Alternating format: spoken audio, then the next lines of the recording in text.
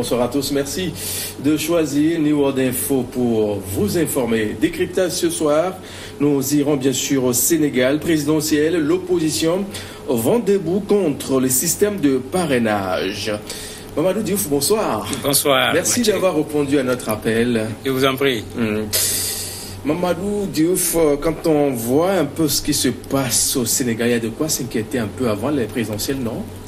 Non, il n'y a pas de quoi s'inquiéter. Pour ceux qui sont habitués aux joutes électorales au Sénégal, c'est toujours comme ça. Il y a beaucoup de bruit avant, mais finalement, les élections passent, les Sénégalais prennent leurs responsabilités, ils partent voter, ils choisissent celui qu'ils veulent choisir comme président de la République et la vie continue. Ça, les gens sont habitués depuis pratiquement 1978 jusqu'à maintenant. Les gens sont habitués à cela. La période préélectorale, on a toujours l'impression que le pays va exploser. Il n'a jamais explosé. Alors, comment peut-on comprendre un peu cette démarche de l'opposition sénégalaise en ce temps, quand on sait que le problème de parrainage a été posé il y a quelques années, mais finalement, c'est cette année qu'on est vent debout contre le pouvoir qui entend entériner cela? En fait, l'opposition a joué et a perdu. Parce que quand le problème du parrainage s'est posé dans un premier temps, il y a l'ancien ministre, l'ancien ambassadeur plutôt, Seydou Nourouba, qui en 2016 avait été choisi par le président de la République pour créer une certaine discussion avec l'opposition pour que les gens parviennent à s'entendre sur cette question du parrainage. Mais à l'époque, l'opposition se battait plutôt sur les questions de Karim. À l'époque, plutôt, l'opposition avait accepté le principe. Ensuite, avec la bataille sur candidat, Karim sera candidat, Khalifa sera candidat ou pas, l'opposition a laissé tomber la question du parrainage. Donc, dans tout le processus qui a abouti au vote de la loi sur le parrainage, l'opposition était out. C'est à l'Assemblée qu'ils ont voulu faire le baroud d'honneur. En voulant empêcher les choses, ils n'ont pas pu. Donc, tout ce qui a été fait sans une bonne partie de l'opposition, parce qu'il y avait quand même des partis de l'opposition qui ont participé à ces discussions. Le résultat, c'est que maintenant, quand le parrainage était là de façon effective, l'opposition était sur un autre combat. Il faut que Karim et Khalifa soient candidats. Ils ont perdu aujourd'hui sur les deux fronts pratiquement, puisque hier, le Conseil constitutionnel a délibéré pour dire clairement qui sont les candidats. Sur les 7, il reste 5. Et les 2 qui ont été éliminés, c'est Karim Wade et Khalifa Sall qui ne pourront pas être candidats aux élections présidentielles. Mais pourquoi cette année, cette question de parrainage tient tellement à cœur au pouvoir des maquis? En fait, c'est le résultat de ce qui s'est passé avec les élections législatives passées, où il y avait eu 47 listes pour les élections. 47. Au Sénégal, on vote dans les salles de classe. S'il y a 47 listes étalées correctement dans une salle de classe, si les 47 listes ont chacune un représentant dans la salle de classe, plus le président du bureau, etc., est-ce qu'il reste un espace pour que quelqu'un puisse voter? Si on respecte la loi qui consiste à prendre chacun des 47 bulletins pour aller après dans l'isoloir et choisir un bulletin, le vote va durer combien de temps? Tout le monde s'était rendu compte qu'on est en face d'un problème parce que le nombre de candidats, de listes pour ces élections posait problème. Finalement, on a dû même faire une loi pour dire aux gens de prendre juste 3 listes pour permettre aux gens de voter rapidement pour que les élections ne soient pas bloquées. Et au résultat, qu'est-ce qui s'est passé? Sur les 47 listes, 7 listes ne sont pas allées au Parlement. Donc toutes les 40 autres listes, c'était vraiment des gens qui n'ont pas été capables d'avoir 55 000 voix, puisque c'était le nombre de voix qu'il fallait avoir au minimum pour avoir un député. Mais ça veut dire qu'une bonne partie de ces listes n'avaient aucune représentativité sur le plan national pour pouvoir aller à l'Assemblée. Et pendant ce temps, 47 listes ont fait l'objet d'impressions, de temps d'antenne, mais c'est de l'argent perdu, c'est du temps perdu, c'est des efforts perdus. Pour les élections présidentielles, ça allait être pire. Parce que quand le Conseil constitutionnel a dit aux gens, voilà la fiche qui doit être utilisée pour aller chercher les parrainages, 189 candidats sont venus retirer les fiches. Vous imaginez? 189 personnes sont venues retirer les fiches en se considérant comme étant candidats aux élections présidentielles.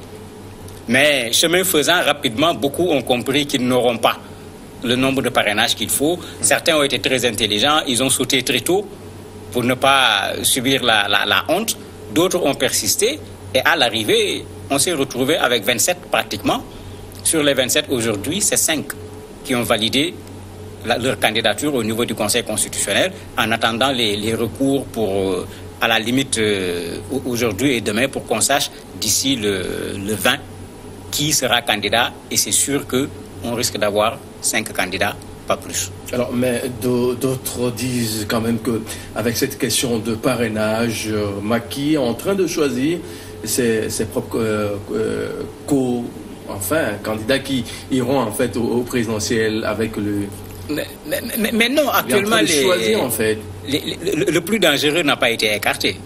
Parce que si on regarde... Qui est le plus dangereux? Aujourd'hui, celui qu'on devrait craindre le plus, c'est plutôt Ousmane Sonko. C'est un jeune qui est venu de façon très récente au niveau de la scène politique sénégalaise, mais tout le monde est d'accord que c'est lui qui risque d'être la surprise lors de l'élection présidentielle. On le voit mobiliser les jeunes à travers tout le Sénégal. Tout le monde est d'accord qu'il a fortement mobilisé la diaspora sénégalaise. Et c'est lui aujourd'hui, s'il fallait dire qui est dangereux et écarté, c'est lui qu'il fallait écarter.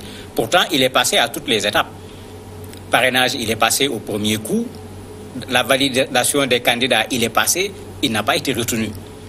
Pour les cas de Karim et de Khalifa Sall, qu'on pose tout le temps, il faut que les gens acceptent quand même qu'il y a de la politique, c'est vrai, mais il y a également du droit.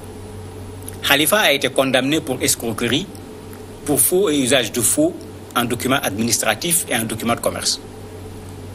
Ça lui a valu 5 ans.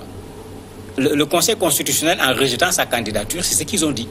Il a déposé ses parrainages, ils n'ont pas refusé. Il n'a pas été recalé par le parrainage. Mais il a été recalé par le fait qu'il a été condamné à 5 ans. Et le fait qu'il soit condamné à 5 ans, il ne peut plus se prévaloir de son statut d'électeur parce qu'il l'a perdu. Mais pourquoi avoir choisi ce temps-là pour vous faire ressurgir ce dossier de Khalifa Sall quand on sait que lui aussi c'est un candidat potentiel, un concurrent de taille peut-être pour ceux qui essaient d'analyser un peu la vie politique du Sénégal? C'est là où pourrait se trouver l'aspect politique. Mais maintenant, il faut qu'on dise les choses comme elles sont. Khalifa lui-même n'a jamais nié les faits. Jamais.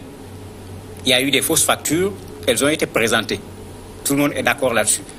Il y a eu de l'escroquerie parce qu'on a pris 30 millions en espèces, alors que sur les papiers, on parle d'achat de riz et de mil qui n'ont jamais été achetés. Donc, sur le plan juridique, il y a bel et bien un délit. Donc, il ne faut pas qu'on fasse de la chose une affaire politique tout court. Un autre élément, Khalifa était peut-être dangereux à Dakar. On n'a pas la preuve de ce que Khalifa pèse au Sénégal. Et même dans Dakar, lors des dernières élections, Khalifa n'a pas gagné Dakar. C'est le parti au pouvoir qui a gagné Dakar. Donc parfois aussi, quand les gens parlent, il y a quand même une certaine exagération qui n'a rien à voir avec la réalité sur le terrain. Le cas de Karim Wade, lui, a été réglé depuis fort longtemps. Lui, il a été condamné à 6 ans. Donc, il a dépassé les 5 ans. Il ne peut plus être un électeur. Il a même franchi le Rubicon en allant s'inscrire à Doha.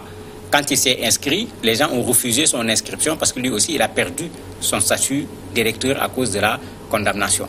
Mais pour des raisons politiques, les gens ont vraiment ciblé ces deux-là en disant que voilà, le parrainage, c'est contre eux. Il y avait eu combien de personnes? Il y avait 27 personnes qui se sont présentées pour les parrainages. Pourquoi on parle des deux? Alors que ces 5 qui sont passés, il y en a 22 qui sont passés à la trappe. Et les 22 autres, pourquoi on les a écartés? C'est parce qu'on avait peur également de leur candidature. Je crois que sur 22, ces deux-là ne doivent pas peser autant que les autres.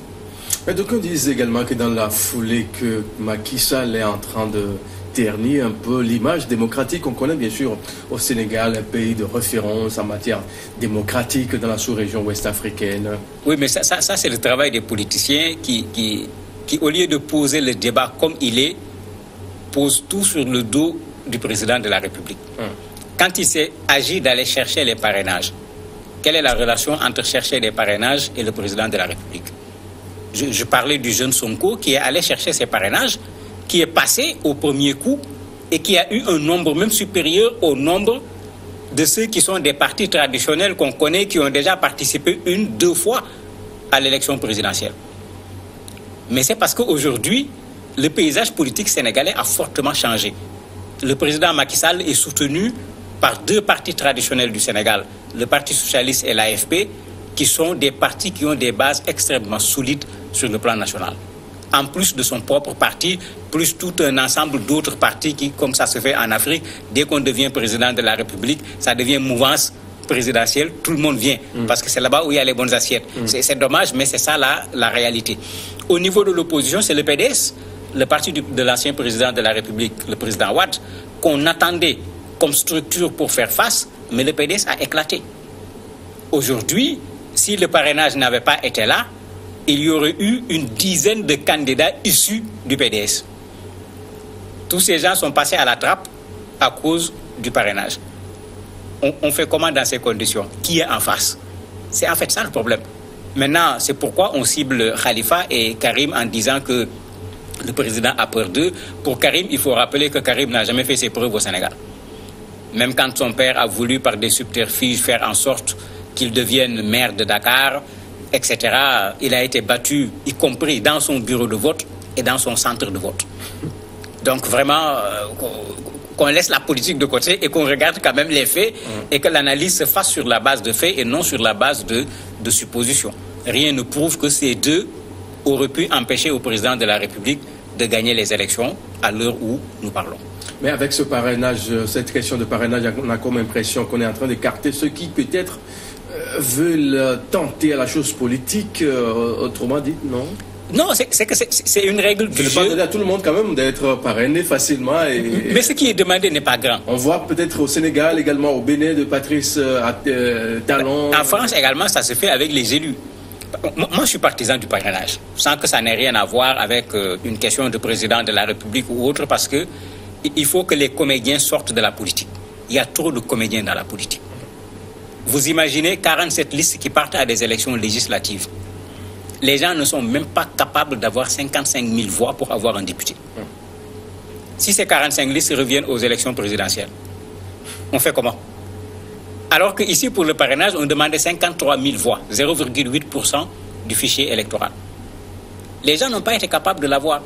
Certains sont là, c'est une personne, c'est comme moi, parce que je passe sur New World, vous me montrez partout dans le monde, je me sens populaire, je me lève, je dis je deviens candidat aux élections présidentielles. Ce n'est pas comme ça.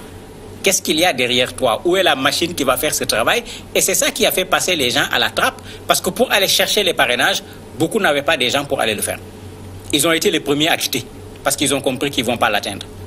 D'autres s'y sont mis en oubliant que c'est également une question technique. Il fallait que la personne soit électeur, il fallait que la personne soit inscrite sur la liste électorale.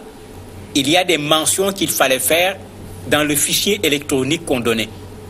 Et certains ont été écartés. Pourquoi? Parce que le travail qui a été fait n'avait pas été un travail propre.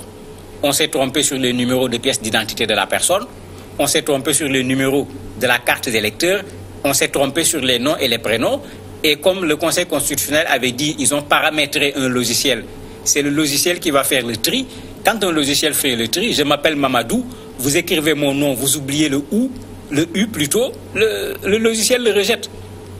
Mais même les derniers partis qui se sont bien organisés, avec Sall, avec Sonko, ont mis des gens qui ont fait un travail sérieux, ils sont passés. Donc quand les gens ne sont pas passés, il faut qu'ils reconnaissent également leur part de responsabilité dans le fait qu'ils n'aient pas réussi à réunir cela. En plus, beaucoup d'entre eux nous avaient dit, avant que le Conseil constitutionnel ne se prononce, certains avaient dit qu'ils ont 800 000 signatures, d'autres avaient dit qu'ils en ont 1 million. Où sont ces signatures? On ne les a pas vues. En fait, c'est aussi ça les politiques. Ils ont cette façon de nous déjouer par rapport à la réalité, de créer parfois un conflit qui n'existe pas, de faire du boucan, de soulever la poussière, alors qu'il n'y a rien sur le terrain. Alors finalement, quelles sont les grandes forces en présence pour le compte de cette présidentielle prévue sur le 24 février prochain? Pour le 24 février, il faut dire réellement qu'en termes de force, il n'y a pas grand-chose. Il n'y a pas grand-chose. Il n'y a pas grand-chose. Si on s'en tient, parce que quand on fait ce genre d'analyse, on regarde les élections précédentes pour voir qu'est-ce que chacun représentait. Si on se base sur les élections précédentes, si on regarde ce qui s'est passé au niveau des élections législatives, ce qui restait du PDS à l'époque, c'est eux qui ont un peu réussi à avoir des députés au niveau de l'Assemblée.